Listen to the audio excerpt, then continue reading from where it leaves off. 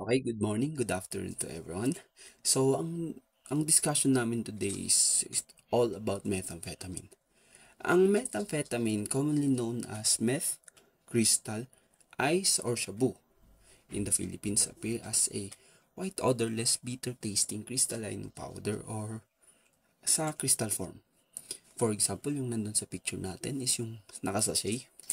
Yun po yung tinatawag natin, yun yung crystalline powder. And then yung nandun sa spoon, that is the crystal form. And kung sometimes kasi it can be injected to us. Kaya yun yung parang injection doon. So yeah, it can be swallowed, snorted, smoked, or injected. And it quickly produces intense feelings of pleasure, energy, and alertness.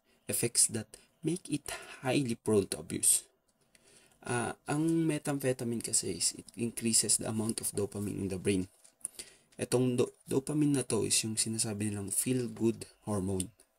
Yung feel-good hormone na to is yung parang yung pakiramdam mo is maganda or okay lang or saktong talagang kontento ka na. Yun. So, kung bakit siya nagiging prone to abuse is yung parang gusto mong lagi kang masaya. Goods, all goods. Yun nga yung pleasure of energy, yung feeling of pleasure, energy, and alertness. And yun. Methamphetamine can be used as medication, but only for short term treatment and if it was prescribed at low doses. For example, it can be used as a treatment for obesity and ADHD. For obesity, it can be used as a short term treatment if other weight loss treatment have failed.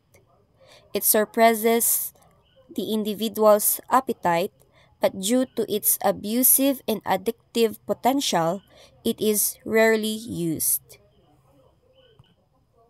For ADHD, methamphetamine can be prescribed if other treatments like Adderall are ineffective. It helps the person's increase attention and decrease the impulsiveness and hyperactivity. But let us take note that in the Philippines, methamphetamine is also called as shabu, wherein it is not legally approved for medical use in our country.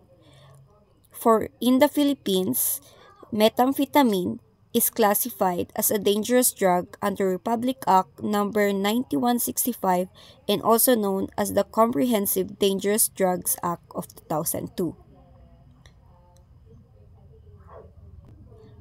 Just as I mentioned a while ago, methamphetamine is prescribed at low doses and only for short durations because of its high risk of addiction and abuse. Methamphetamine has a positive effect, can only have a positive effect in the short term kapag maliit lang yung dosage na tinitik ng isang tao. Tinatamaan nito ang brain, which is elevates mood and alertness. Also, it increase heart rate and increase breathing rate and promote weight loss. Kung may short-term effects ang methamphetamine, ay may long-term effects din siya.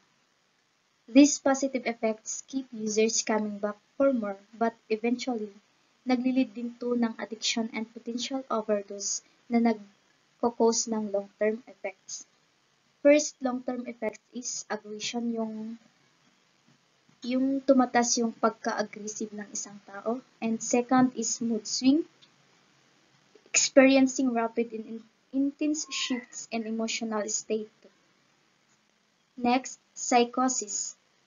Ang psychosis na ito is a severe mental state characterized by a loss of contact with the reality, often involving hallucinations, seeing or hearing things that aren't there, and delusional or nagdelusional yung isang tao.